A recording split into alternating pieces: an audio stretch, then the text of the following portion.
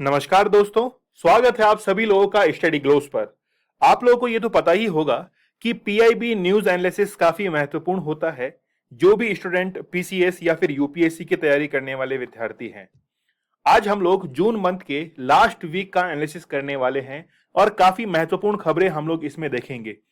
जैसे तमिलनाडु के अंदर जो डेजर्ट है उसका रंग लाल क्यों हुआ है, क्या इसके पीछे कारण है, क्या वाकई में तमिलनाडु का एटमॉस्फेरिक कंडीशन इसके लिए जिम्मेदार है या फिर अदर स्टेट भी इसके अंदर हेल्प कर रहे हैं। दूसरा, अमेरिका के अंदर जो गर्भपात के कानून हैं उनको वापस क्यों लिया गया है। और एक महत्वपूर्ण केस की हम लोग बात करेंगे जो कि 1973 का है। इसके बाद में हम लोग देखेंगे कि भारत के अंदर इतना ज्यादा इंटरनेट शटडाउन हुआ है कि शटडाउन कैपिटल इंडिया बन चुका है। तो रैंक वाइज पूरे विश्व में भारत की कौन सी स्थान है, रैंक है, वो हम लोग जानेंगे और देखेंगे कि वर्ल्ड फूड इंडेक्स में भारत की कौन सी रैंक है, फूड को लेकर भारत की क्या स्थिति है। तो इन तमाम बातों के बारे में इस सेशन में हम लोग चर्चा करने वाले हैं और भी अदर जो है वो आपको इंफॉर्मेशन मिलेगी। तो चलिए शुरुआत करते हैं हम लोग आज के बहुत ही महत्वपूर्ण सेशन की। आप लोग मुझे इंस्टा पर फॉलो कर सकते हैं। कोई भी आपकी क्वेरी है या फिर कुछ भी आपको गाइडेंस चाहिए तो मुझे आप लोग इंस्टा पर मैसेज कर सकते हैं। इसके साथ में ही दीपक इंदौरा ऑफिशियल यहां पर टेलीग्राम पर मुझे ज्वाइन कीजिए। आपको लेक्चर की पीडीएफ तो अवेलेबल होगी ही, साथ में क्विज जो है वो भी आप लोगों के लिए अवेलेबल होंगे। तो चलिए शुरुआत करते हैं हम लोग पहले सेक्शन के साथ में। तमिलनाडु। तमिलनाडु जो है वो एक दक्षिण भारत का राज्य है। जब भी मानसून प्रवेश करता है, दक्षिण पश्चिमी मानसून, वो जब प्रवेश करता है तो तमिलनाडु के अंदर बारिश नहीं करता है। जबकि नॉर्थ ईस्ट जो ट्रेड विंड्स हैं वो जब वापस से लौटती हैं, या हम लोग कहें कि दक्षिण पश्चिमी मानसून वापस से लौटता है, तो तमिलनाडु के कोरोमंडल तट पर वर्षा होती है। तो तमिलनाडु जो है वो हम लोग कह सकते हैं कि डेजर्ट बनना, वहां पर कुछ एटमॉस्फेरिक कंडीशंस हो सकती हैं। यहां पर ही एक थेरी काडू आप लोग देख रहे हैं। थेरी जो है वो डेजर्ट को कहा जाता है और उस डेजर्ट की मिट्टी का रंग जो है वो लाल हो चुका है। तो जानेंगे हम लोग कारणों के बारे में। सबसे पहले हम लोग देख लेते हैं कि क्या कॉन्टेक्स्ट है इसका। बाद में देखेंगे कि ड्यून्स के जो फीचर्स होते हैं वो क्या क्या होते हैं, रेड कलर के पीछे क्या रीजंस हैं और इसके पीछे कौन कौन सी थ्योरीज हैं। तीन महत्वपूर्ण थ्योरीज जो है उनका क्लैरिफिकेशन हम लोग यहां पर लेने वाले हैं। फिर एओलाइन जो प्रोसेस होता है ये प्रोसेस क्या होता है, तो ये तमाम जो है वो पॉइंट हम लोग डिस्कस करने वाले हैं। सबसे पहले कॉन्टेक्स्ट देख लेते हैं। रिसेंटली क्या हुआ है कि तमिलनाडु का रेगिस्तान है जहां पर बहुत सारे ड्यून्स जो है वो बने हुए हैं और उनका रंग लाल हो गया है। एक छोटा सा क्वेश्चन जिसका जवाब आप लोग आसानी से दे भी सकते हैं।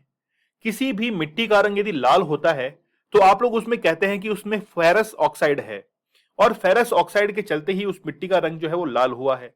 लेकिन तमिलनाडु में जो लाल टीले हैं, रेड ड्यून्स जो हैं, उनको एक स्पेशल टर्म से हम लोग कहते हैं, वो है थेरी। तो ये टर्म जो है आप लोग जरूर याद रखना, एग्जाम में आ सकता है, क्योंकि हो सकता है कि एग्जाम में थेरी को किसी अदर स्टेट के साथ में रिलेट किया जाए। वो कह दे कि डेजर्ट जो है यानी कि थेरी ड्यून्स जो है वो रिसेंटली कहां बने थे, आंध्र प्रदेश में बने थे, तेलंगाना में बने थे। तो इस तरीके से आप लोगों को वो डिस्ट्रैक्ट कर सकता है एग्जामिनर। ठीक है। अब ये जो है थेरी जो बने हैं, लाल टीले जो बने हैं, ये किस कारण से बने हैं वो हम लोग इस सेशन के अंदर जान लेते हैं। सबसे पहले हम लोग इंट्रो ले लेते हैं कि पूरे विश्व में डेजर्ट कहां कहां फैले हुए हैं। एशिया की यदि हम लोग बात करें तो एक ठंडा मरुस्थल है, कोल्ड डेजर्ट है गोबी का, तकला मकान है, काराकुम है, इसके साथ में काइजिल कुम है, ये क्या है, डेजर्ट है। फिर Sahara desert, Arabian desert, Thar desert जो कि राजस्थान में है, ये तो आप लोग जानते ही होंगे बहुत अच्छे से। इसके साथ में नामिब कालाहारी अफ्रीका के अंदर स्थित है। अटाकामा पैटागोनिया ये दक्षिणी अमेरिका में, साउथ अमेरिका के अंदर स्थित है। इसके साथ में ही सोनारान, मोजावे और चिहुआन जो है ये कहां पर स्थित है, नॉर्थ अमेरिका के अंदर। तो आपको ब्लू कलर के अंदर जो दिखाई दे रहे हैं ये आपके कोल्ड डेजर्ट हैं और रेड कलर में, ऑरेंज कलर में जो आप लोग को दिखाई दे रहे हैं ये कौन से हैं, ये है वार्म डेजर्ट, यानी कि जिसको हम लोग कहते हैं जहां पर मिट्टी पाई जाएगी, बर्फ नहीं होगी, मिट्टी होगी। ऑस्ट्रेलिया के अंदर भी आप लोग देख सकते हैं, कई बार एग्जाम में आता है, ग्रेट सैंडी है, गिब्सन है, ग्रेट विक्टोरिया है, ठीक है, सिम्सन है, ये सारे कहां पर हैं, ऑस्ट्रेलिया के अंदर है। पार्थ का डेजर्ट जो है वो भी ऑस्ट्रेलिया के अंदर है। तो हमने पूरे वर्ल्ड के अंदर कुछ डेजर्ट की लोकेशंस देख ली हैं। यहां से आप लोग को एक बात तो समझ में आ रही होगी कि जितना भी इक्वेटोरियल लाइन के नजदीक है, या हम लोग कहें कि आपकी जो कर्क रेखा है 23.5 डिग्री जो अक्षांशीय रेखा है, लैटिट्यूड है, उसके नजदीक ज्यादा डेजर्ट पाए जा रहे हैं। उसके पीछे रीजंस क्या है आगे आपको बहुत अच्छे समझ में आने वाला है। तमिलनाडु की सबसे पहले लोकेशन देखें तो तमिलनाडु के अंदर थूथुकुडी, यहां पर आप लोग देख सकते हैं कि एक डिस्ट्रिक्ट है, और इसी डिस्ट्रिक्ट के अंदर ये डेजर्ट जो है जहां पर रेड सॉइल या रेड ड्यून्स जो है वो पाए जा रहे हैं, जिनको थेरी हम लोग कह रहे हैं, ये इसी डिस्ट्रिक्ट की जो है वो हम लोग बात कर रहे हैं। आप लोग इसकी लोकेशंस देख लीजिए, क्योंकि ये जो है वो नजदीक है बे ऑफ बंगाल के, समुद्र के बिल्कुल नजदीक है। इसके साथ में ही इसके आसपास के स्टेट जैसे केरला है, ये आप लोग ध्यान रखिए। केरला के साथ में आप लोग आंध्र प्रदेश के बारे में ध्यान रखिए, और तमिलनाडु तो बेशक है ही है। ठीक है, तो यहां पर लोकेशन जो है वो हम लोगों ने देख ली है, क्योंकि आप लोगों को रीजन समझने में काफी हेल्प मिलने वाली है। देखिए, जब भी ड्यून्स बनते हैं तो ड्यून्स बनने के पीछे कारण क्या होते हैं। ड्यून्स में बेसिकली होती क्या है, मिट्टी होती है, और वो मिट्टी जो है वो बिल्कुल एरिड फॉर्म में होती है, सूखी हुई मिट्टी होती है। तो जो भी सूखी हुई चीज होती है उसकी एब्जॉर्प्शन पावर काफी ज्यादा होती है, और अदर न्यूट्रिशन जो है वो उसके अंदर कम होते हैं। मिट्टी के कण जो हैं वो एक दूसरे से काफी दूर होते हैं, और उनकी मोटाई भी जो है, थिकनेस, वो ज्यादा होती है। इसके कारण जब भी सूर्य की रोशनी उनके ऊपर पड़ती है तो फिर उनके बीच में जो वेपर है, जो पानी है, वो वेपर बन के ऊपर उड़ जाता है, और इसी कारण जो है वो डेजर्ट फॉर्म होते हैं। तो जहां पर भी ड्यून्स मिलते हैं उनकी कुछ फीचर जो है वो आप लोग को पता होने चाहिए कि मिट्टी के जो कण हैं वो काफी ज्यादा मोटाई लिए हुए होते हैं। इसके साथ में ही उनकी जो बीच में गैप होता है वो ज्यादा होता है, न्यूट्रिशन वैल्यूज कम होती हैं, वेपोराइजेशन कैपेसिटीज काफी ज्यादा होती हैं, और वहां पर जो प्लांट्स लगते हैं उनको हम लोग कहते हैं जीरोफाइट्स। उनकी जड़ें जो हैं वो काफी गहराई ली हुई होती हैं, काफी लंबी जड़ें होती हैं, क्योंकि पानी की खोज में रेगिस्तान के अंदर जो जड़ें हैं वो काफी जो है अधिक गहराई तक जाएंगी खोज करते हुए पानी की। तो ये सारे फीचर जो है वहां की वेजिटेशन की और ड्यून्स की है। ठीक है, चलिए, रीजन क्या है रेड कलर का, कि जितने भी न्यूट्रिशंस वहां पे पाए जा रहे हैं उन न्यूट्रिशंस के ऊपर जब पानी गिरता है, अब पानी आएगा कहां से। मैंने कहा आपको कि लौटता हुआ मानसून है, या फिर साथ ही जो है वो लगता हुआ बे ऑफ बंगाल है, उसका पानी जो है ऊपर से न्यूट्रिशन को हटा देता है, और इसी को हम लोग कहते हैं लीचिंग। तो लीचिंग प्रोसेस में बेसिकली क्या होता है कि जैसे ही पानी गिरता है उस जमीन के ऊपर, तो ऊपर का जो न्यूट्रिशन है, जो भी मिनरल्स हैं, वो सारे क्या हो जाते हैं, हट जाते हैं, और नीचे की जो सरफेस है वो ऊपर दिखाई देने लगती है। जब वो सरफेस ऊपर दिखाई देने लगेगी और उस मिट्टी के अंदर फेरस ऑक्साइड है, और वो फेरस ऑक्साइड जो है वो जैसे ही मिट्टी के साथ में मिलेगा ऑक्सीडाइजेशन होगा और लाल रंग के अंदर जो है वो तब्दील हो जाता है। आई थिंक आप लोगों को रीजन जो है वो बड़े अच्छे से समझ में आ रहा होगा। चलिए बढ़ते हम लोग आगे। इसके पीछे 3 थ्योरी जो है वो बहुत बेहतरीन काम कर रही है। पहली थ्योरी तो आप लोग ये समझिए कि पास ही जो है वो समुद्र का तट है, ठीक है, कोस्टल एरिया है। अब कोस्टल एरिया के अंदर क्या होता है कि वहां से जो हवाएं चलती हैं वो हवाएं वहां पर डेजर्ट को फॉर्म करने के लिए काफी ज्यादा उत्तरदायी होती हैं। जो वेपर होती है वो वहां की सॉइल के साथ मिलकर रेड कलर जो है उसको फॉर्म करती है। आपको डायग्राम से बहुत अच्छे समझ में आएगा। यहां पर देखिए कि पानी जो है, जब यदि यहां पर ये जो डिस्ट्रिक्ट है, ये जो रेड कलर में आप लोग देख रहे हैं, ये वो डेजर्ट का ही एरिया है। यहां से पानी जो है जब इस तरफ आना शुरू होगा डाउनवर्ड, क्योंकि ढलान जो है, स्लोप, वो कुछ इस तरफ ही है, तो जब भी पानी इस जमीन के ऊपर गिरेगा तो पानी के साथ में यहाँ के जो मिनरल्स हैं वो इस बे ऑफ बंगाल के अंदर आएंगे, या पाक वाटर स्टेट जो है यहां पर आएंगे, और यहां पर पानी की कमी हो जाएगी, जिसके कारण डेजर्ट जो है वो फॉर्म होगा, और लाल रंग जो है वो वहां के फेरस ऑक्साइड के कारण है। तो आप लोग देख सकते हैं कि ये जो तमिलनाडु का मैप है इसके अंदर 2 जगह आप लोगों को रेड कलर दिखाई दे रहा है। इसका कारण आप लोग समझ चुके होंगे। दूसरी थ्योरी क्या काम करती है, ये बताती है कि बहुत सालों पहले, है ना, 100 ईयर्स पहले यहां का जो जोग्राफिकल एनवायरमेंटल कंडीशंस थी, ठीक है, जियोलॉजिकल जो फॉर्मेशंस थे वो कुछ इस तरीके के थे कि आज जो है वो हमको डेजर्ट की फॉर्मेट में दिख रहे हैं, और उनका कलर जो है वो कैसा हो रहा है, लाल हो रहा है। तीसरी थ्योरी क्या कहती है, तीसरी थ्योरी को आप लोगों को बहुत अच्छे से समझना चाहिए। देखिए, ये जो लाल रेत है, ठीक है, रेड जो सैंड है, मई और सितंबर के अंदर जब दक्षिणी पश्चिमी मानसून जो है वो वापस लौटता है, तो यहां पर आप लोग देख सकते हैं कि जैसे दक्षिण पश्चिमी मानसून लगभग अक्टूबर के आसपास में वापस लौटता है, लेकिन मई, जून, जुलाई, अगस्त, सितंबर, तो स्टार्टिंग के अंदर मई जून में जब ये मानसून एंटर करता है, तो उस समय नंगुनेरी क्षेत्र, अब ये नंगुनेरी क्षेत्र कहां पर है? केरल के अंदर है। अभी आप लोगों को मैप में दिखाऊंगा। तो वहां से मानसून आने से पहले जो हवाएं चलती हैं, तो नंगुनेरी क्षेत्र के अंदर जो रेड सैंड पाई जाती है वो उड़कर तमिलनाडु के इसी क्षेत्र के अंदर आकर पहुंच जाती है और उनके बड़े बड़े ड्यून्स जो हैं, बेल्ट, वो बन जाते हैं और उनको ही थेरी कहा जाता है। देखिए मैं आप लोगों को मैप में दिखाता हूं। यहां पर देखिए सैनकोटा, तो सैनकोटा जो है वो केरल के अंदर एक पास है और यहीं पर केरल के अंदर स्थित है क्या? नंगुनेरी क्षेत्र। और यहीं से जब मानसून प्रवेश करता है तो जो हवाएं चलती है उन्हीं हवाओं के साथ में रेड सॉइल उड़कर जो है वो यहां पर पहुंच जाती है। ठीक है, तो कुछ आपको रीजन समझ में आया? तो ये जो है वो रीजन है कि यहां पर रेड ड्यूज जो है वो पाए जा रहे हैं और रिसेंटली ये सुर्खियों में रहा। पीआईबी ने रिसेंटली इसको कवर भी किया है। आई होप आप लोगों को ये काफी अच्छे से समझ में आ चुका होगा। फिर महेंद्रगिरी जो है वो दक्षिण भारत की सबसे ऊंची चोटी है, वहां पर पहाड़ियां स्थित हैं। दक्षिण पश्चिमी मानसून की जो हवाएं हैं वो महेंद्रगिरी पहाड़ी, पश्चिमी घाट जो है वहां पर पूरी नमी जो है वो खो देती हैं। और तमिलनाडु का ये जो क्षेत्र है वो किस में आता है? वृष्टि छाया प्रदेश में आता है। मतलब जहां पर वर्षा कम होती है, सूखा, डेजर्ट होते हैं, वहां पर यह प्रदेश आता है।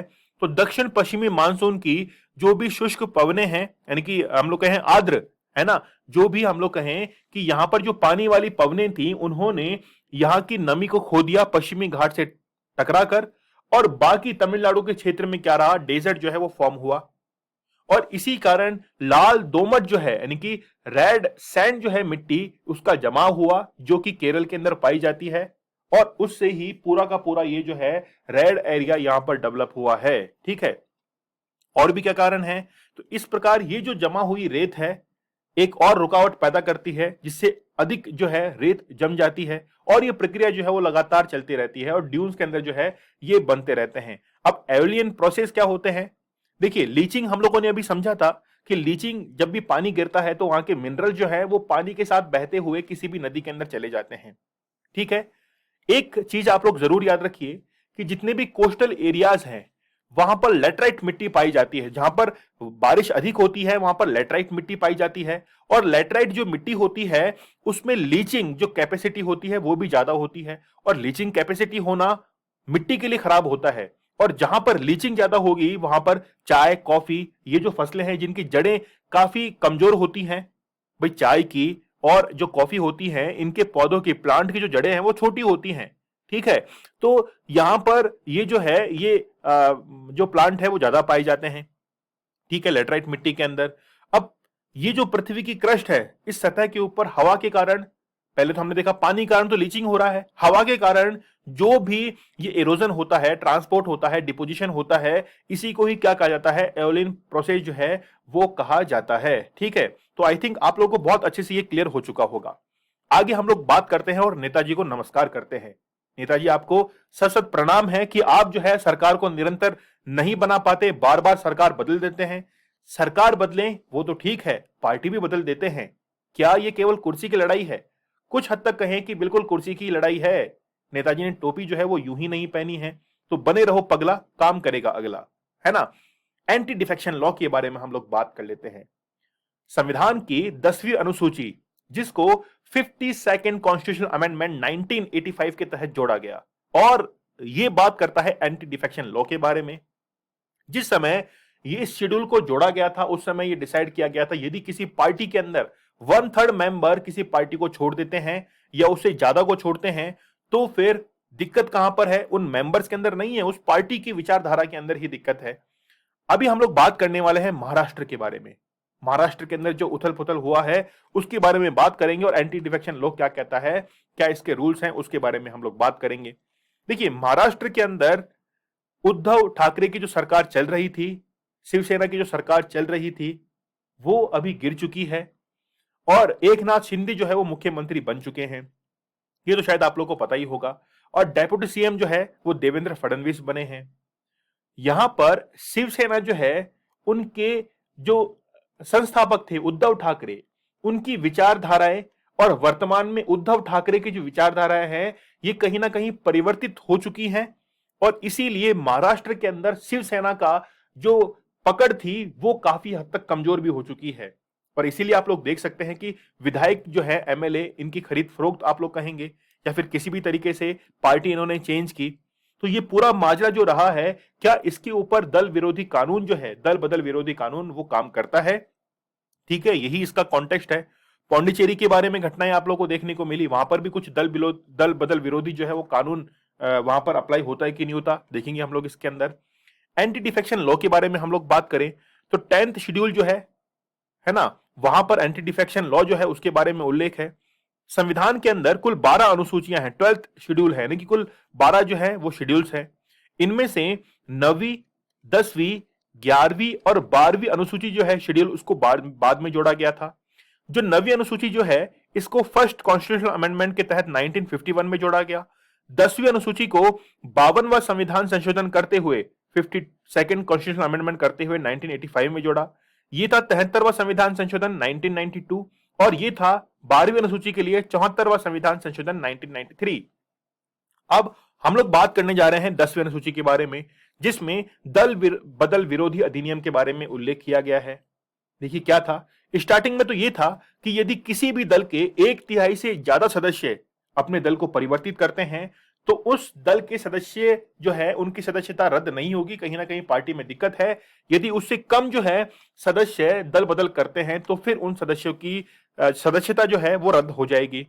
1967 के जो आम चुनाव हुए थे उसके बाद पार्टी से अलग विधायकों द्वारा कई राज्यों सरकारों को गिराने की जो थी वो प्रतिक्रिया स्वरूप ये एंटी डिफेक्शन लॉ जो है वो लाया गया था। ठीक है, पूरा माजरा आप लोग समझ ही चुके होंगे। जो भी विधायक या सांसद दल बदल करते हैं उनको दंडित करने के लिए ही एंटी डिफेक्शन लॉ लाया गया और वहां पर यह कहा गया कि कम से कम 2/3, कम से कम शुरुआत में 1/3 फिर बाद में हुआ 2/3, तो 2/3 सदस्यों को कानून की नजर में वैधता के लिए विलय के पक्ष में होना चाहिए। ठीक है, क्योंकि मान लीजिए कि किसी पार्टी के अंदर 100 मेंबर हैं, यदि 75% दल को बदलना चाहते हैं तो इसका मतलब है कि ये 75 कहीं ना कहीं सही हैं, क्योंकि पार्टी की विचारधारा के अंदर ही कहीं ना कहीं प्रॉब्लम जो है वो नजर आ रही है। ठीक है, अब जो है पूरी तरीके से इस पर प्रोहिबिशन लगा दिया गया है कि कोई भी व्यक्ति चाहे 1 हो, 2 हो, 1/3, 2/3, कोई भी जो है वो अपनी पार्टी जो है वो चेंज नहीं कर सकेगा। ठीक है, चलिए, दल बदल के आधार पर जो भी निहरता होती है, डिस्क्वालिफिकेशन होता है, इसका निर्णय कौन करता है? जो भी उस सदन का सभापति होता है, चेयरपर्सन होता है या अध्यक्ष होता है, स्पीकर होता है, वो क्या करता है? ये इसका जो है निर्णय करता है कि वाकई में ये दल बदल था कि नहीं था। और इसका जुडिशियल रिव्यू भी किया जा सकता है। It's a very important judicial review, न्यायिक पुनरावलोकन। ये हमने कहां से लिया है? इसको हमने लिया है यूएसए से। न्यायिक पुनरावलोकन जुडिशियल रिव्यू जो है ये हमने यूएसए से लिया है।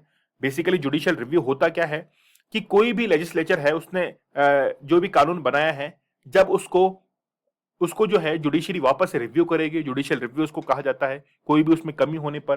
ठीक है, तो जुडिशियल रिव्यू जो है इसके अधीन होता है ये। या हम लोग कहें कि आर्टिकल नंबर 13 आप लोगों ने देखा होगा, आर्टिकल नंबर 13 के अंदर लॉ जो है इसको डिफाइन किया गया है कि विधि क्या होती है, लॉ क्या होता है। उसके तहत जो है इसको न्यायिक समीक्षा के अधीन रखा गया है। ग्राउंड्स ऑफ डिस्क्वालिफिकेशन, किस किस आधार पर हम लोग डिस्क्वालीफाई कर सकते हैं किसी बंदे को, किसी भी मेंबर को? तो इलेक्टेड मेंबर जो है वॉलेंटरी यदि वो गिव अप कर दे अपनी मेंबरशिप से तो वो जो है वो डिस्क्वालीफाई माना जाएगा।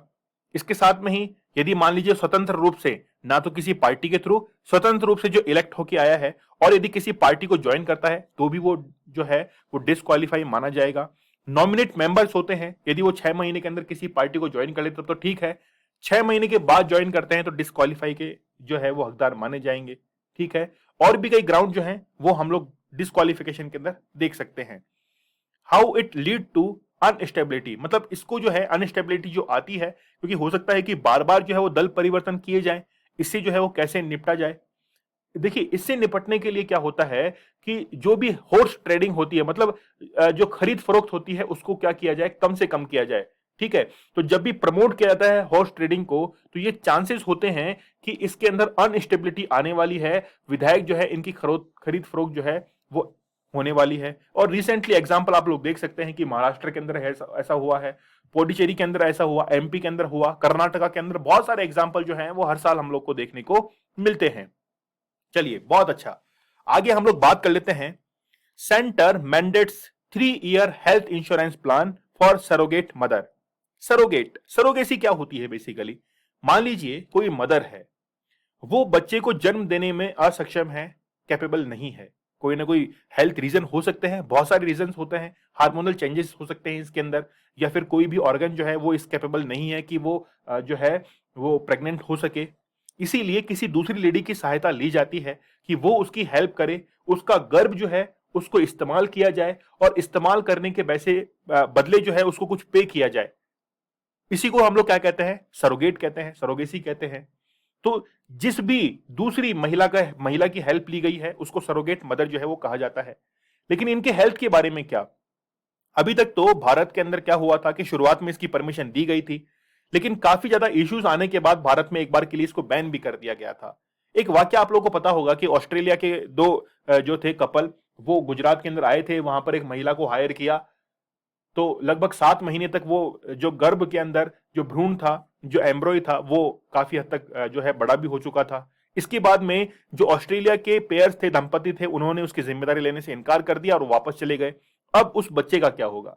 ऐसी दुविधाएं देखते हुए भारत ने इसको वापस से जो है था वो बैन कर दिया था। लेकिन जो सरोगेट मदर है, क्या इसके लिए भी कोई हेल्थ इंश्योरेंस है? तो रिसेंटली सेंटर के द्वारा 3 साल का हेल्थ इंश्योरेंस जो है इसका प्रोविजन यहां पर किया गया है। और अलाउड अबॉर्शन, क्या उसका अबॉर्शन जो है उसको अनुमति देनी चाहिए? प्राइवेट क्लिनिक्स जो हैं उसके लिए क्या रूल्स एंड रेगुलेशंस हैं वो हम लोग देखेंगे। स्पेशलिस्ट जो है वो क्या अवेलेबल है, ठीक है। फिर मैरिज पीरियड जो है वो क्या होना चाहिए। तो बहुत सारे जो हैं वो हम लोग इसके अंदर पॉइंट्स देखने वाले हैं। सबसे पहले आप लोग प्रोसेस को समझिए। सबसे पहले क्या होगा, एक रिसर्च जो है वो की जाएगी उस मदर के बारे में कि कौन सरोगेट मदर बन सकती है, ठीक है। फिर कोई विजिटिंग जो सेंटर है, सरोगेसी सेंटर जो है उसको विजिट किया जाएगा कि कौन कौन सी फैसिलिटीज जो है वो प्रोवाइड करवाते हैं। उसके बाद में लीगल डॉक्यूमेंटेशन होगा कि वाकई में तीनों लोग जो है वो इसके लिए राजी है, हस्बैंड है, वाइफ है, और जो जिसको हायर किया है वो भी इसके लिए राजी है। तो लीगल डॉक्यूमेंट जो है वो होंगे, क्योंकि हो सकता है जिस महिला ने जन्म दिया है वही मुकर जाए कि नहीं ये बच्चा तो मेरा है। फिर डीएनए टेस्ट वगैरह होते हैं, लेकिन पहले से लीगल प्रोसेस रहेगा तो काफी अच्छा रहेगा, ठीक है। गिव एग्स एंड स्पर्म्स, मतलब ये पूरा लीगल प्रोसेस हो गया है। उसके बाद एग्स और स्पर्म्स जो हैं वो उस महिला के अंदर जो है आईवीएफ करके उनको ट्रांसफर किया जाता है, ठीक है। ट्रांसफर कर दिया है हमने, भाई बेसिकली फर्टिलाइज किया दोनों को क्लिनिक के अंदर, और फिर क्या किया, ट्रांसफर किया। फिर उसके बाद में प्रेगनेंसी जो है उसको कंफर्म किया जाता है कि यस प्रेग्नेंट जो है वो महिला हो चुकी है। फिर उसके बाद में सारे अपडेट्स लिए जाते हैं 9 महीने तक कि बिल्कुल ठीक है। इसके लिए ही हेल्थ इंश्योरेंस जो है वो जरूरी होता है। फिर उसके बाद में जब डिलीवरी होती है तो वापस से पेरेंट्स को जो है हैंड ओवर कर दिया जाता है, और ये जो बेबी प्रोसेस है वो पूरा का पूरा एग्जिट हो जाता है, खत्म हो जाता है।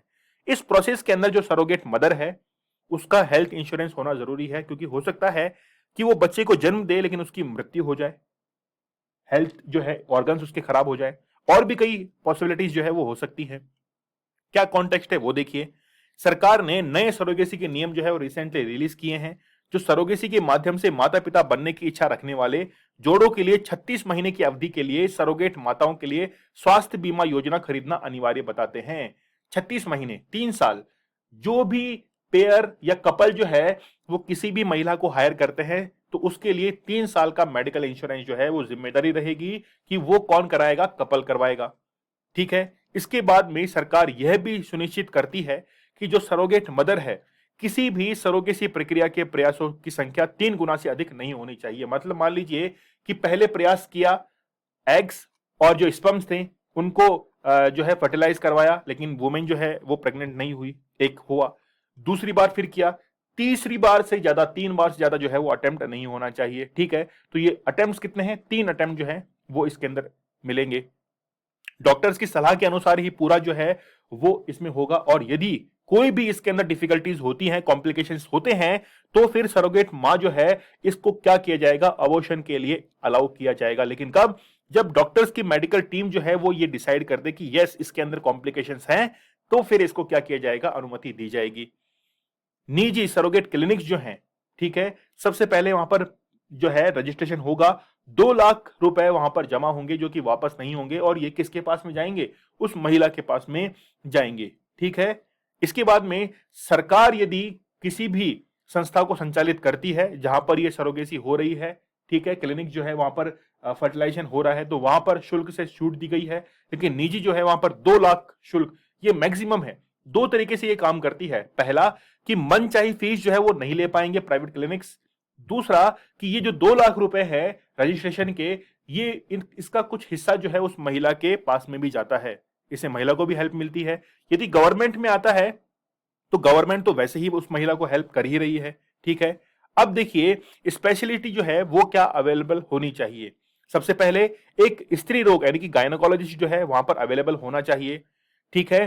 फिर उसके बाद में एंथेसिस जो है, ठीक है, मतलब जो बेहोश करने वाले हैं वो वहां पर एक अवेलेबल होना चाहिए, उसके जानकार होने चाहिए। फिर एम्ब्रोलॉजिस्ट जो है वो वहां पर एक अवेलेबल होने चाहिए। एक काउंसलर जो है वो अवेलेबल होने चाहिए। मतलब 4 जो टीम है डॉक्टर्स की वो वहां पर अवेलेबल होनी चाहिए। तब जाकर जो है उसको एक स्पेशलिस्ट क्लिनिक जो है वो माना जाएगा। ठीक है। अब देखिए कॉन्सेंट ऑफ सरोगेट ये क्या चीज है। देखिए सरोगेसी के नियम जो है 2022 के अंदर बनाए गए हैं। इसके तहत क्या कहा गया है कि एक सरोगेट मां को बच्चे पर अपने सभी अधिकारों को छोड़ने के लिए समझौते के माध्यम से अपनी सहमति देनी होगी।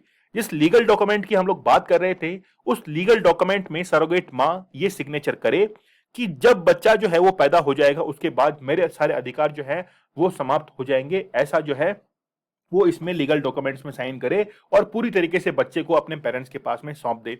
काउंटर व्यू क्या है, क्या इसका जो है वो काउंटर व्यू है। देखिए 36 महीनों के लिए जो हेल्थ इंश्योरेंस कवर हो रहा है सरोगेट मां के लिए वो बहुत खर्चीला है। पहली बात तो ये है। ठीक है। ये काफी लंबी अवधि है क्योंकि जो प्रेगनेंसी है वो तो 9 महीने की होती है, लेकिन 3 साल के लिए फिर इतना क्यों? तो ये जो है इसके जो एक्सपर्ट्स हैं उनका मानना है कि इस पहले तो टाइम लिमिट ज्यादा है और 3 साल के लिए बहुत खर्चीला हो जाएगा ये। ठीक है। तो इसको जो है वो कम करना चाहिए ताकि पैसा जो है वो अपने आप कम हो जाए, ताकि सरोगेसी के लिए मदर जो है वो आसानी से अवेलेबल भी हो।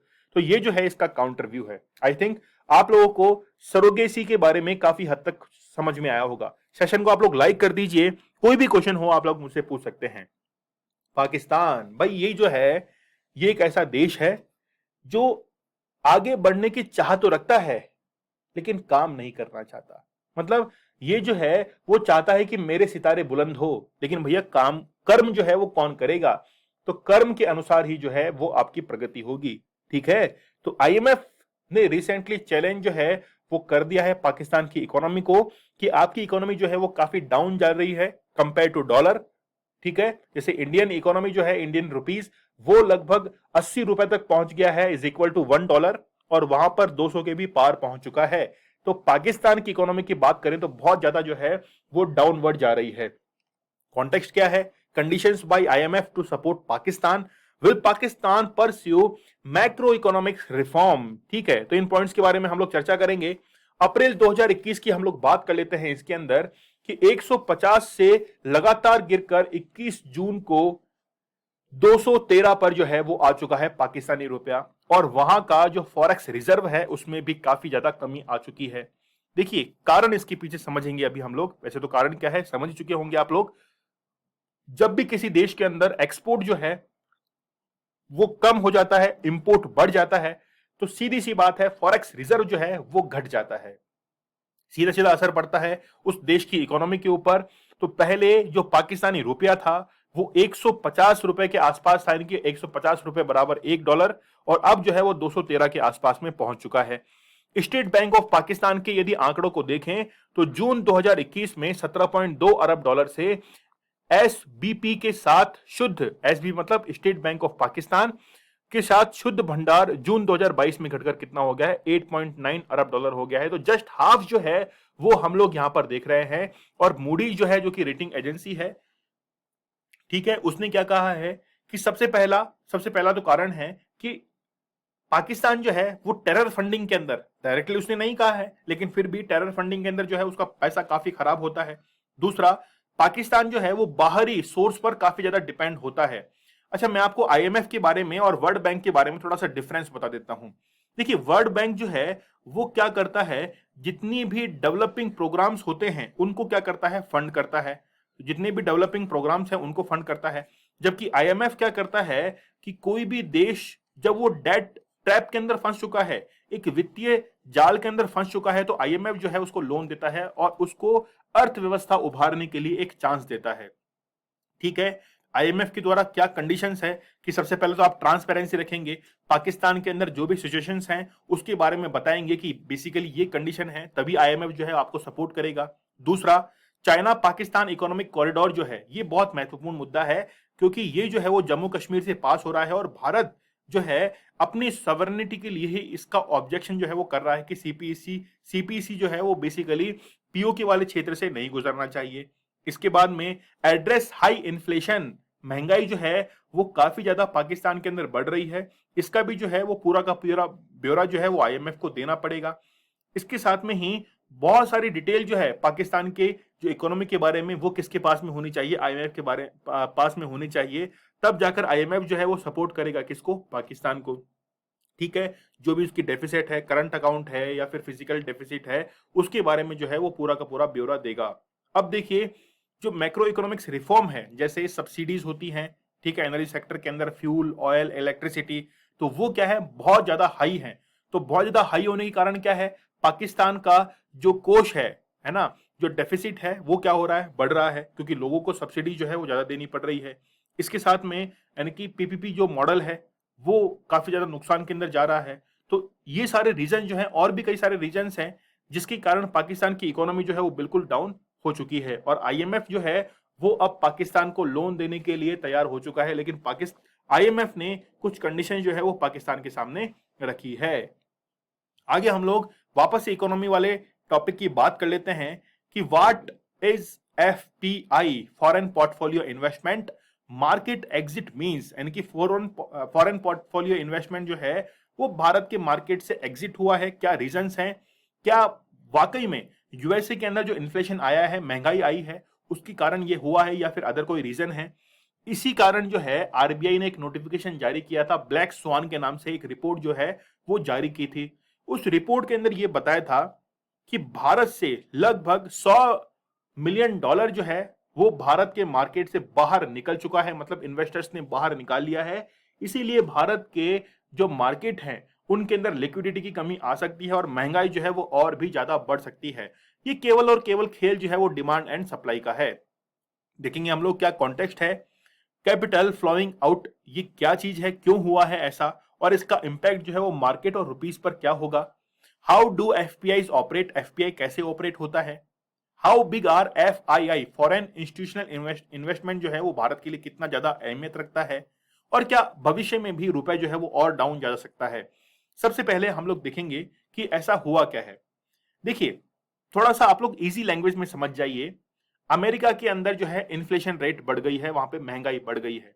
महंगाई कब बढ़ती है, मैं आप लोगों को एक कंसेप्ट बताता हूं डिमांड एंड सप्लाई का। देखिए, डिमांड है और साथ में सप्लाई है, ठीक है। कोई भी व्यक्ति डिमांड कब करेगा, जब उसके पास में पैसा होगा, डॉलर होगा, तो डॉलर ज्यादा होने पर वो डिमांड भी ज्यादा करेगा, और उस डिमांड के मुकाबले जब सप्लाई कम होगी तो हम लोग कहेंगे कि लोग जो है वो क्या करेंगे, पैसा फेंकेंगे। बोला हमको सामान चाहिए, जो सामान 70 रुपए का आना चाहिए उसके लिए 100 रुपए भी देने को तैयार होंगे, तो फिर क्या होगा, वहां पर महंगाई जो है वो बढ़नी शुरू हो जाएगी, दाम जो है वो बढ़ जाएंगे वस्तुओं के, गरीब आदमी की पहुंच से वो दूर हो जाएंगे। ठीक है, तो अमेरिका के अंदर कुछ ऐसा ही हुआ, वहां पर इन्फ्लेशन रेट जो है वो बढ़ गई, जिसके कारण लोगों के पास में जो है पैसा काफी ज्यादा रहा। अब अमेरिका ने क्या किया कि वहां पर जो है, अब अमेरिका के अंदर पैसा खूब था, कहां से पहुंचा, इंडियन मार्केट में जो पैसा यहां पर जमा था, ठीक है, उसको निकालकर उन्होंने अमेरिका के अंदर लगा दिया, क्योंकि महंगाई वहां पर बढ़ चुकी थी, वस्तुओं के दाम बढ़े, और वस्तुओं के दाम वहां पर बढ़ेंगे तो पैसा आएगा कहां से वस्तुओं को खरीदने के लिए। तो इंडियन मार्केट के अंदर जो पैसा लगा हुआ था उसको क्या किया, यहां से उठाकर कहां पर लगा दिया है, अमेरिका के अंदर लगा दिया है। तो 42,000 करोड़ रुपए जो है वो यहां से निकले हैं। आप लोग को यहां पे समझना पड़ेगा एफपीआई क्या होता है, फॉरेन पोर्टफोलियो इन्वेस्टमेंट क्या होता है, समझिए इसको। एफपीआई में एक निवेशक, इन्वेस्टर जो है वो शामिल होता है, जो विदेशी वित्तीय संपत्ति, जैसे मान लीजिए कोई जमा है जिसको हम लोग कहते हैं स्टॉक्स है, म्यूचुअल फंड्स हैं, फिक्स्ड डिपॉजिट्स हैं, ये जो हैं वो जमा होते हैं, उनको क्या करता है वो खरीदता है। ठीक है, जैसे म्यूचुअल फंड के अंदर जो है बॉन्ड्स वगैरह उसने खरीद लिए हैं, केवल इन्वेस्टर खरीदता है, काफी कम समय के लिए होता है और डीएक्टिवेटेड तरीके से, मतलब हम लोग कहें पैसिवली जो है वो इसको पूरा ऑपरेट जो है वो करता है। मतलब काफी कम समय के लिए एक निवेशक जो है विदाउट एनी रजिस्ट्रेशन वो क्या कर सकता है, इनको खरीदता है। हम लोग को दो टर्म समझना जरूरी है, एफपीआई और एफडीआई। एफडीआई समझिए, एफडीआई जो है वो डायरेक्टली कंट्रोल होता है, उसके एसेट्स डायरेक्टली कंट्रोल होते हैं और ये लॉन्ग टाइम पीरियड के लिए होता है। जब भी इन्वेस्टमेंट होता है तो पूरी की पूरी कंपनी जो है वो उस कंट्री के अंदर इन्वेस्टमेंट करती है। इसमें जो है वो रिस्क बहुत ज्यादा होता है, रिस्क ज्यादा होता है, लेकिन इसके अंदर प्रॉफिट भी जो है ज्यादा है। केवल कंपनी के ऊपर यहां पर बिजनेस चालू करने का ही नहीं रहता, उस कंट्री के अंदर जो इंफ्रास्ट्रक्चर है उसको भी डेवलप करने की जिम्मेदारी जो है, रेस्पॉन्सिबिलिटी उस कंपनी के ऊपर रहती है। तो लॉन्ग टर्म, ज्यादा इन्वेस्टमेंट, इंफ्रास्ट्रक्चर, हाई रिस्क, ये सब फीचर किसके हैं, एफडीआई के हैं। एफपीआई में क्या होता है, जस्ट इसका उल्टा है। सबसे पहले शॉर्ट टर्म, कम समय के लिए केवल एक investor without any registration India के मार्केट में जो है, शेयर मार्केट में वो क्या कर सकता है, इन्वेस्ट कर सकता है, किसी भी बिल की उसको जरूरत नहीं है। केवल वो क्या करेगा, कुछ समय के लिए लिक्विडिटी जो है उसको इंक्रीज करेगा इंडियन मार्केट के अंदर, और जैसे उसको प्रॉफिट मिलेगा वो यहां से बाहर चल जाएगा। तो एफपीआई का बाहर जाना इजी है कंपेयर टू एफडीआई। एफडीआई इतनी आसानी से बाहर जो है वो नहीं जा सकता है। तो ये आप लोग जो है वो दोनों के अंदर डिफरेंस देख रहे होंगे। तो एफडीआई जब भी भारत के अंदर आता है तो उसके लिए रूट जो है वो दो होते हैं, एक तो होता है मुंबई रूट और एक होता है दिल्ली रूट। तो दिल्ली वाला जो रूट है इसको हम लोग कहते हैं गवर्नमेंट रूट, यहां पर परमिशन की जरूरत पड़ती है। जबकि मुंबई रूट के अंदर क्या होता है, ये ऑटोमेटिक रूट होता है और इसमें परमिशन की जरूरत नहीं पड़ती आरबीआई से, और डायरेक्टली एफपीआई जो है वो ऑटोमेटिक रूट से ही इन्वेस्टमेंट जो है वो भी किया जाता है। आई थिंक आप लोगों को चीजें जो है वो बहुत सी क्लियर हो रही होंगी। ठीक है, why is capital flowing out, बाहर बाहर जो है यानी कि पैसा क्यों निकला। पैसा सीधा सीधा इसमें है कि अमेरिका के अंदर इन्फ्लेशन जो है वो बढ़ा, और इन्फ्लेशन बढ़ने के कारण ही क्या हुआ है, यहां का पैसा निकलकर अमेरिका के अंदर पहुंच चुका है, और अमेरिका जो है भारत को इससे काफी नुकसान भी हुआ है। साथ में ही आरबीआई की जो रेपो रेट है, इसमें रिसेंटली आपको पता है कि मॉनेटरी पॉलिसी कमेटी के द्वारा बेसिस पॉइंट जो है रेपो रेट की उसमें भी बढ़ोतरी की गई थी, और इसी कारण पूरा का पूरा पैसा जो है वो क्या हो चुका है, बाहर हो चुका है, बहुत सारा पैसा। मतलब भारत के अंदर जो है आर्थिक मंदी आने के जो संकेत हैं वो यहां पर साफ दिखाई दे रहे हैं। ठीक है, भारत का विदेशी मुद्रा भंडार यानी कि फॉरेक्स रिजर्व जो है 9 महीनों में 46 अरब डॉलर से गिरकर 596.5 अरब डॉलर जो है वो हो गया है। ठीक है, तो बेसिकली यहां से जो है लगभग, ये थोड़ा सा मुझे ऐसा लगता है कि थोड़ा सा ये जो है वो गलत लिखा हुआ। अच्छा, 46 अरब डॉलर जो है वो गिर चुका है, और गिरकर कितना आ चुका है, 596 जो है वो आ चुका है। बिल्कुल करेक्ट है, कोई दिक्कत नहीं है। तो मुख्य रूप से डॉलर जो है, डॉलर की सराहना और एफपीआई निकासी के कारण जो है कुछ ऐसा हुआ है कि डॉलर जो है उसकी कीमतें जो है वो बढ़ी हैं, एफपीआई जो है वो यहां से विड्रॉल हुआ है, निवेशक जो थे वो यहां से अपना पैसा निकाल चुके हैं। ठीक है, अब देखिए जैसे ही इन्फ्लेशन हुआ अमेरिका के अंदर, डॉलर मजबूत हुआ, रुपए जो है वो कमजोर हो गया, और रुपए कमजोर होने से हम लोग को पेमेंट जो है वो अब ज्यादा करना पड़ रहा है। हम लोग कुछ भी इंपोर्ट करें, ऑयल को इंपोर्ट करें, गैसेस को इंपोर्ट करें, कोई भी केमिकल्स को इंपोर्ट करें, अदर प्रोडक्ट को हम लोग इंपोर्ट करें, तो उसके अंदर हम लोग को पहले जहां पर हम लोग 75 रुपीज पे कर रहे थे $1 के लिए, अब हम लोग को 85 80 तक जो है वो पेमेंट करना पड़ रहा है। तो सामान उतना ही मिल रहा है लेकिन पेमेंट हम लोग को ज्यादा करना पड़ रहा है, इसलिए इंडिया के अंदर जो लिक्विडिटी है उसकी कमी आ चुकी है। ठीक है, और ये संकेत है कि भारत के अंदर आर्थिक मंदी भी आ सकती है। ठीक है, तो ये सारा जो है वो हम लोगों ने यहां पर ऑलरेडी देख लिया है। ठीक है, अब हाउ बिग आर एफआईआई, यानी कि भारत में इतना महत्वपूर्ण क्यों है, एफआईआई इतना महत्वपूर्ण क्यों है, क्योंकि एफआईआई आने से भारत के अंदर जो शेयर मार्केट है, स्टॉक जो प्राइजेस हैं उसके अंदर लिक्विडिटी जो है वो ज्यादा बढ़ जाती है, प्राइस जो है वो ज्यादा सर्कुलेट होती हैं, और इस कारण से इकोनॉमी जो है वो क्या करती है, बूस्ट भी करती है। ठीक है, तो एफआईआई जो है foreign institutional investment share holders के लिए काफी इंपोर्टेंट ये जो है कारगर साबित होता है। ठीक है, अब क्या भविष्य में रुपए जो है वो और भी डाउन जा सकता है। देखिए यदि यही स्थिति रही तो डॉलर के मुकाबले रुपए जो है वो और जो है कमजोर हो सकता है, चिंतनीय विषय है, क्योंकि अमेरिका के अंदर इन्फ्लेशन है वो और भी बढ़ रहा है। तो इन दरों के अंदर वृद्धि होने से भारतीय जो शेयर मार्केट है इसमें गिरावट आएगी और रुपया जो है और भी कमजोर हो सकता है और भारत का फॉरेक्स रिजर्व जो है वो भी कमजोर हो सकता है। ठीक है, आई थिंक आप लोग को ये जो है वो टॉपिक समझ में आ चुका होगा। आगे हम लोग बात करें कि पूरा विश्व जो है वो ग्लोबल हंगर क्राइसिस का सामना कर रहा है। भूख, पेट की भूख जो है उसको मिटाने के लिए व्यक्ति धर्म को नहीं देखता, जाति को नहीं देखता, एजुकेशन को नहीं देखता, केवल उसके पेट में जो है वो खाना जाना चाहिए, चाहे वो तरीका कैसा भी हो। आप लोग देख सकते हैं, आप लोग जब खाना खाने बैठेंगे सैनिटाइजर का यूज करेंगे, हैंड वॉश करेंगे, डिटॉल का हैंड वॉश जो है उसको यूज करेंगे, अदर हैंड वॉश यूज करेंगे। लेकिन जब भूख लगी हो, खाने की कमी हो, तो कौन सा हैंड वॉश, है ना, कौन से हाथ धोए, जाना चाहिए बस पेट के अंदर। क्या है ये? हंगर है। और जब ये खाने की कमी हो जाती है तो उसको हम लोग कहते हैं क्राइसिस आ चुका है। तो जानेंगे हम लोग सेक्शन के अंदर कि भारत की रैंकिंग जो है वो क्या है, स्टेटस देखेंगे, हंगर हॉटस्पॉट जो है वो कौन कौन सी कंट्रीज हैं, चिल्ड्रन जो है उनकी क्या पोजीशन है, ठीक है, इकोनॉमिक स्टेबिलिटी जो है वो क्या होती है, कैसे वो राइज हुई है, ग्लोबल हंगर इंडेक्स में भारत की कौन सी रैंक है, तमाम जो है वो हम लोग चर्चा करने वाले हैं।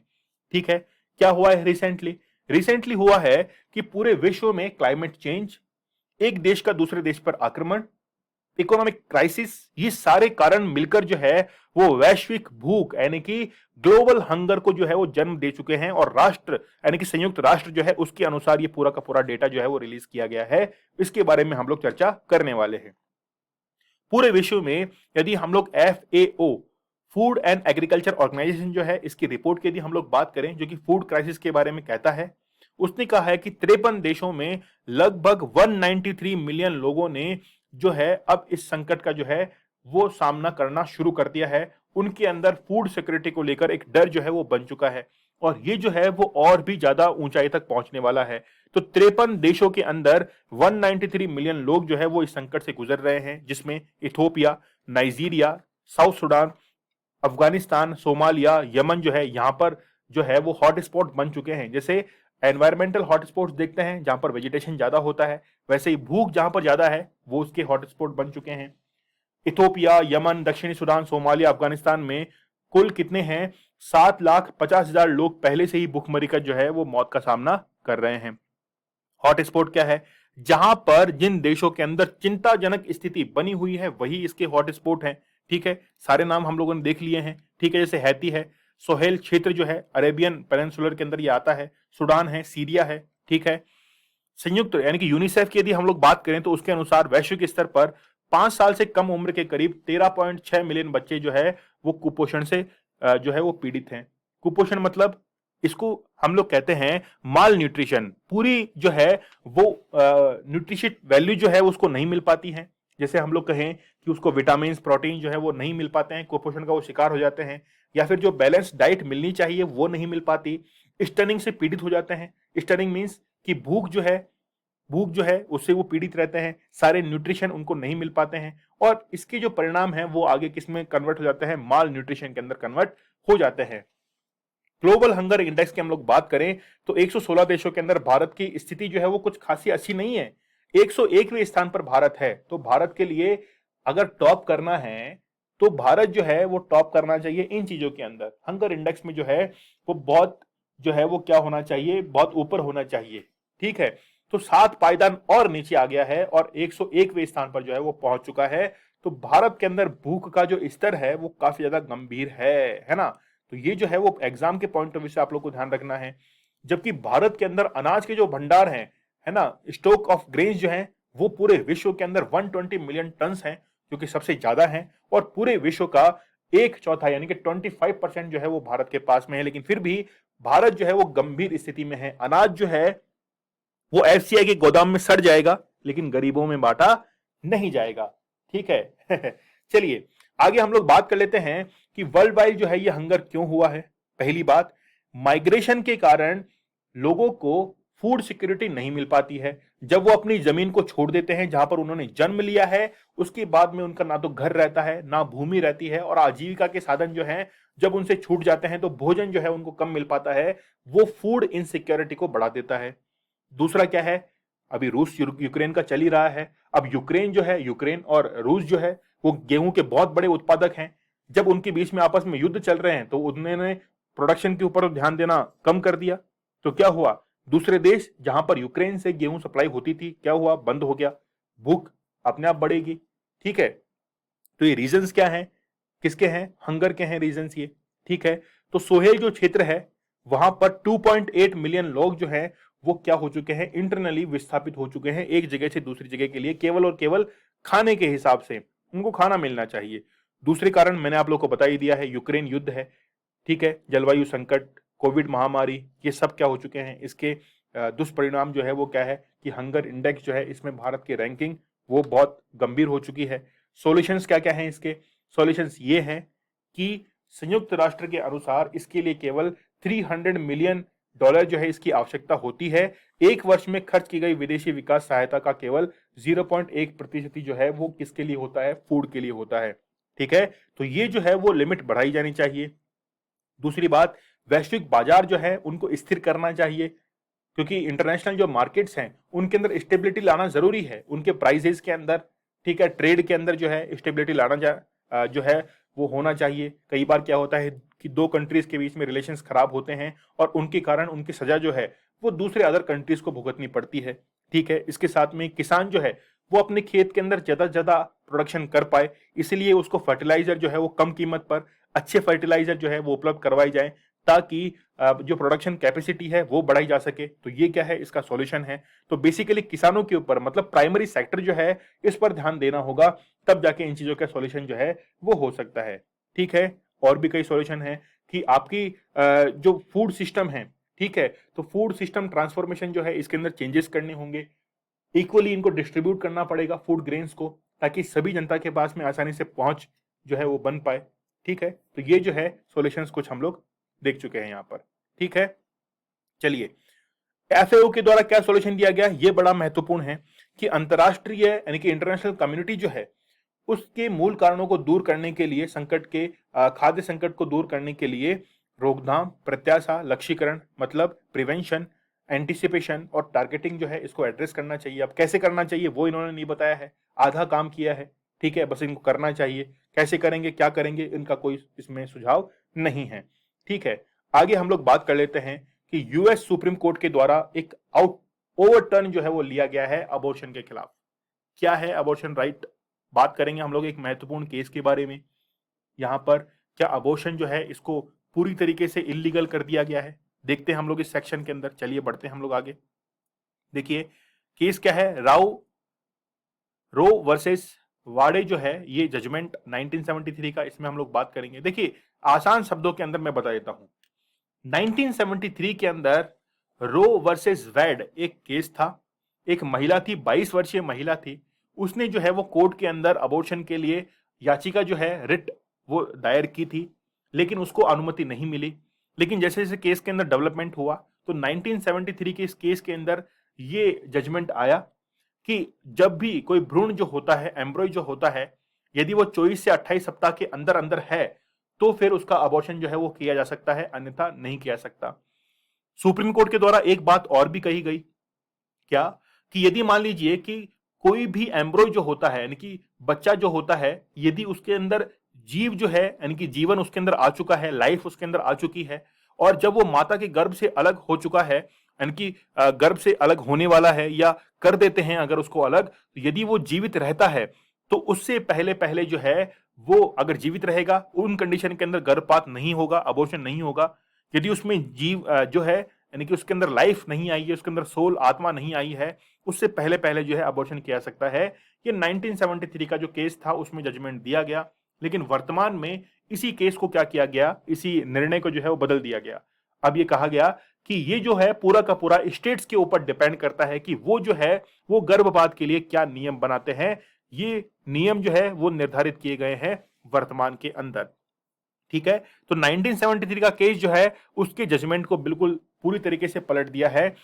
यहां पर मैं आप लोगों को एक चीज बताना चाहूंगा, रिपब्लिक हम लोग कहें कि जैसे डोनाल्ड ट्रंप की हम लोग बात करें तो बेसिकली डोनाल्ड ट्रंप की ही पहल थी कि अबॉर्शन जो है इसको पूरी तरीके से समाप्त कर देना चाहिए और केवल उन्हीं परिस्थिति में अलाउ करना चाहिए जब मेडिकल बोर्ड जो है वो इसको कह दे कि हाँ इसमें अबॉर्शन करना जरूरी है, मां जो है इसके जीवन को खतरा है, उस कंडीशन में ये जो है अलाउ करना चाहिए। ठीक है, इसके बाद में तो ये जो है पूरा का पूरा फैसला बदल दिया है। और आप लोगों को ध्यान रखना है केस कब का है, 1973 का ये केस था। ठीक है, जजमेंट को हम लोग देख ही चुके हैं कि यहां पर एक संवैधानिक अधिकार जो था गर्भपात को वो 1973 में बना दिया था, लेकिन अब जो है उसको पूरी तरीके से रद्द कर दिया गया। और अब जो है भ्रूण गर्भ के बाहर जीवित रह सकता है, यदि भ्रूण जो है वो गर्भ के बाहर जीवित रह सकता है, इस कंडीशन में जो है वो अनुमति नहीं दी जाएगी। ठीक है, तो पहले भी अनुमति नहीं थी, अभी भी अनुमति नहीं है, लेकिन अब तो जो है वो पूरी तरीके से इस पर क्या लगा चुकी है, रोक लगाई जा चुकी है। ठीक है, तो ये मैंने आप लोग को बताया है कि 28 सप्ताह तक जो है उसके बाद कोई भी गर्भपात जो है वो नहीं हो सकता है। इसकी घटाकर बाद में 23 सप्ताह किया गया, 24 सप्ताह किया गया, 20 सप्ताह तक जो है वो इसके अंदर लाया गया, लेकिन अब पूरी तरीके से इस फैसले को पलट दिया गया है। तो ये जजमेंट जो है वो आप लोग जरूर ध्यान रखना। और अमेरिका के अंदर बहुत विरोध जो है वो इस कानून का भी हुआ था। चलिए आगे हम लोग बात कर लेते हैं UN report on internet shutdown. तो भारत जो है वो इंटरनेट शटडाउन की कैपिटल बन चुका है। पूरे विश्व में सबसे ज्यादा इंटरनेट शटडाउन जो है वो कहां पर होता है, वो भारत के अंदर ही होता है। तो जानेंगे हम लोग कॉन्टेक्स्ट क्या है, what is internet shutdown, status क्या है, रीजन क्या होता है कि इंटरनेट शटडाउन किया जाता है, इसका इंपैक्ट क्या पड़ता है इकोनॉमी के ऊपर या अदर एस्पेक्ट्स के ऊपर। ठीक है, डिसरप्ट्स पॉलिटिकल ट्रांसपेरेंसी, रिकमेंडेशंस क्या है, प्रोविजन रिलेटेड टू शटडाउन। तो ये सारे जो है पॉइंट हम लोग देखने वाले हैं। कॉन्टेक्स्ट क्या है कि रिसेंटली OHCHR एक रिपोर्ट जो है वो जारी की गई है यूनाइटेड नेशंस के द्वारा। उसमें यह बताया गया है कि जब भी इंटरनेट को बंद किया जाता है तो लोगों की सुरक्षा और उनका जो वेलफेयर है वो इससे हार्म होता है। जितनी भी इंफॉर्मेशन हैं उनकी आवाजाही जो है वो रुक जाती है और अर्थव्यवस्था को भयंकर नुकसान जो है वो पहुंचता है। इंटरनेट शटडाउन क्या होता है, मान लीजिए कि किसी भी गवर्नमेंट को ये लगता है कि सूचना के आदान प्रदान होने से कोई भी इंफॉर्मेशन है, यदि वो one place to another place transfer होती है तो उससे कोई भी गवर्नमेंटल पॉलिसी जो है वो खराब होती हैं, सार्वजनिक व्यवस्था गवर्नमेंट के जो मैनेजमेंट है वो खराब होते हैं। तो उस कंडीशन के अंदर इंटरनेट को किसी पर्टिकुलर प्लेस पर या किसी स्टेट के अंदर, डिस्ट्रिक्ट में या कंट्री के अंदर जब बंद किया जाता है तो इसको इंटरनेट शटडाउन जो है वो कहा जाता है। तो ऑनलाइन माध्यम से जो भी फेक न्यूज फैलाई जाती है तो उससे बचने के लिए ही इंटरनेट शटडाउन किया जाता है।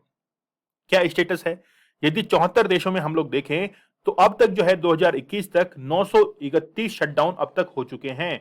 और ये किसके द्वारा बताया गया है, कीप इट ऑन एक ऑर्गेनाइजेशन है उसके द्वारा ये बताया गया है। और भारत के अंदर 106 बार जो है वो इंटरनेट बंद हुआ है और अकेले जम्मू एंड कश्मीर के अंदर 85 बार इंटरनेट जो है वो बंद हो चुका है। It's a very important. आप लोग जब भी मेंस के अंदर आंसर राइटिंग करेंगे तो वहां पर ये डेटा जो है वो काम में आने वाले हैं। क्या रीजंस होते हैं किसी भी सामाजिक, राजनीतिक या आर्थिक, ठीक है, इकोनॉमिक की हम लोग बात करें, सोशल हम लोग बात करें, पॉलिटिकली हम लोग बात करें, तो उन संकटों को रोकने के लिए ही शटडाउन जो है वो किया जाता है ताकि कोई भी मिसकंसेप्शन, कोई भी फेक न्यूज जो है स्प्रेड होने से रोका जाए।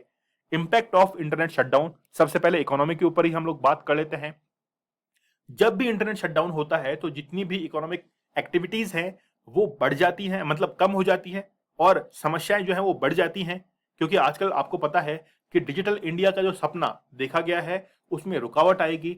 और जब भी डिजिटलाइज कोई भी पेमेंट किया जाएगा, कोई भी ऑर्डर किया जाएगा, कोई भी इकोनॉमिक गतिविधि जो है वो की जाएगी, वो रुक जाएगी पूरी तरीके से और इसमें बाधा आएगी। दिसंबर 2021 से अकेले म्यांमार में इंटरनेट शटडाउन की लागत $2.8 बिलियन थी। मतलब इतना जो है वो नुकसान हुआ था अकेले म्यांमार के अंदर। तो सोच के देखिए, भारत की जनसंख्या तो इतनी ज्यादा है, यहां पर क्या इफेक्ट होता होगा।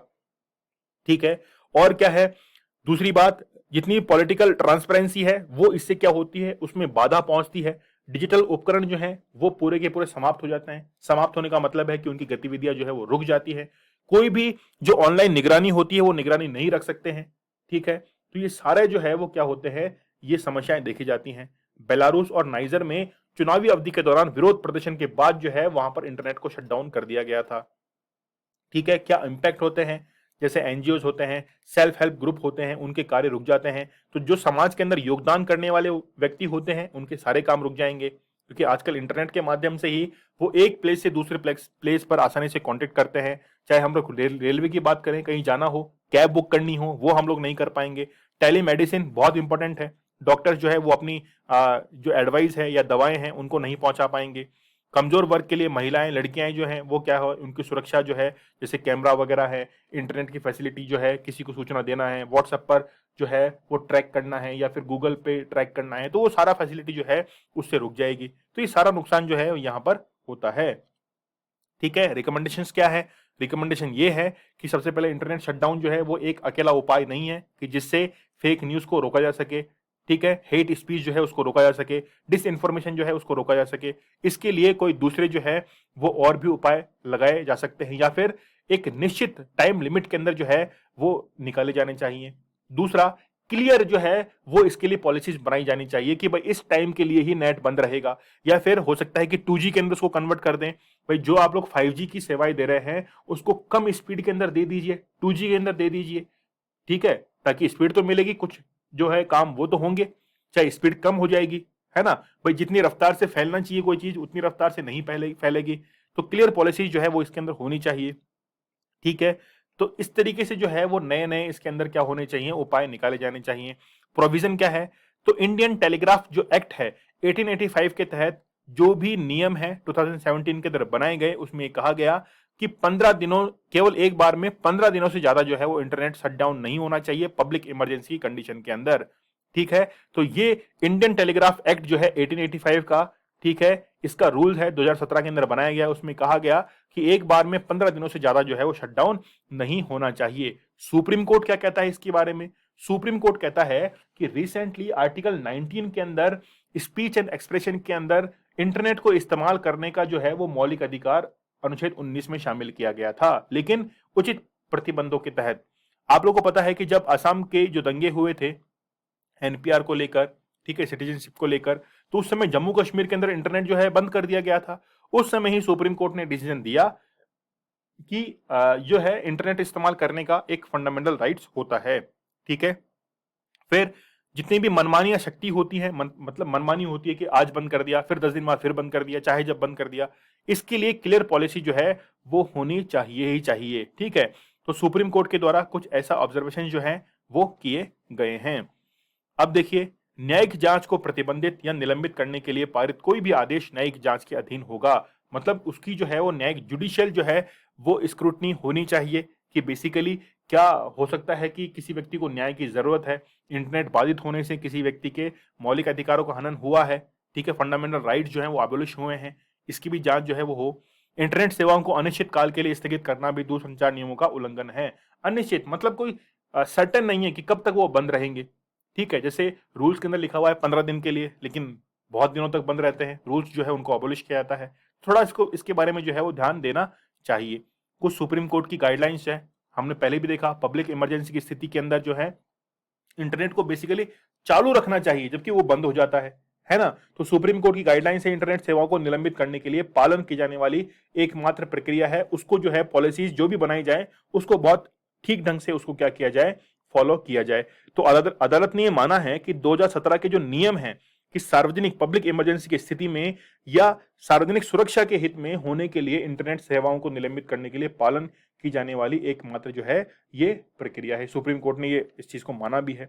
ठीक है, 4 जो है वो इंडिया के अंदर प्रोविजन है रिलेटेड टू शटडाउन। ठीक है, इंटरनेट शटडाउन को लेकर पहला क्या है कि यहां पर वर्डिक्ट जो है इसको वापस से इन्होंने क्या किया है, दोहराया है, और ये कहा है कि नियमों के तहत आदेश जारी करने के लिए सक्षम अधिकारी जो है वो होना चाहिए, और वो कौन होंगे, होम मिनिस्ट्री के सेक्रेटरी होंगे। तो जो होम मिनिस्ट्री के सेक्रेटरी हैं उनको इस काम के लिए जो है वो रेस्पॉन्सिबल होना चाहिए। पहला जो है ये यहाँ पर इंडिया के अंदर प्रोविजन है। ठीक है, वो होते ही होते हैं। ठीक है, दूसरा क्या है कि यदि मान लीजिए कि होम मिनिस्ट्री के जो सेक्रेटरी हैं यदि इनकी पुष्टि नहीं होती तो 24 घंटे के अंदर, मान लीजिए कि वो अपनी पोजीशन पर नहीं है या फिर उनको जो है वो रेस्पॉन्सिबल नहीं बनाया गया है, तो 24 घंटे के अंदर अंदर जो है वो इंटरनेट शटडाउन जो है उसको समाप्त जो है वो भारत के अंदर हो जाता है। ये दूसरा प्रोविजन है। तीसरा प्रोविजन क्या है, ऐसे आदेशों के लिए स्पष्ट कारण जो है वो लिखित के अंदर जो है वो देने होते हैं। तो रिटर्न के अंदर जो है वो आपको ये देने होते हैं, और अगले कितने दिनों तक इंटरनेट शटडाउन होगा ये भी आपको मेंशन करना पड़ता है। इंडिया के अंदर ये प्रोविजन है। चौथा क्या है, फोर्थ और इंपॉर्टेंट है कि जो भी होम मिनिस्ट्री के सेक्रेटरी हैं या फिर हम लोग कहें कि जो भी अधिकारी है उनके द्वारा पारित आदेश के लिए सक्षम अधिकारी प्राधिकारी के द्वारा स्वतंत्र रूप से मन के आवेदन का संकेत जो है वो देना चाहिए, जिसे बदली हुई परिस्थिति को भी ध्यान में रखा जाना चाहिए। मतलब यहां पर लिखा गया है कि एज अकॉर्डिंग टू जो है कंडीशन उसके अनुसार काम करना चाहिए कि कितने दिनों का बेसिकली ये शटडाउन होना चाहिए। तो इसके लिए जो होम मिनिस्टर के सेक्रेटरी हैं या जो कैपेबल ऑथराइज्ड जो ऑफिसर हैं उनके ऊपर जो है ये जिम्मेदारी होनी चाहिए। तो 4 जो है वो प्रोविजन इंडिया के अंदर है। ठीक है, तो इंडिया जो है वो इंटरनेट शटडाउन की कैपिटल अब बन चुका है। आप लोग मुझे इंस्टा पर फॉलो कर सकते हैं। आप लोगों को लेक्चर कैसा लगा मुझे जरूर बताइएगा। टेलीग्राम पर आप लोग मुझे ज्वाइन कर सकते हैं। इसके साथ में लेक्चर की पीडीएफ जो है वो आप लोग को यहाँ पर अवेलेबल हो जाएगी। स्टडी ग्लोस आप लोगों के लिए बहुत ही बेहतरीन सेशन लेके आता है। नॉलेज इज पावर, ये हमारी टैगलाइन है। तो चलिए मिलते हैं हम लोग नेक्स्ट सेशन के अंदर। तब तक के लिए धन्यवाद। Thank you.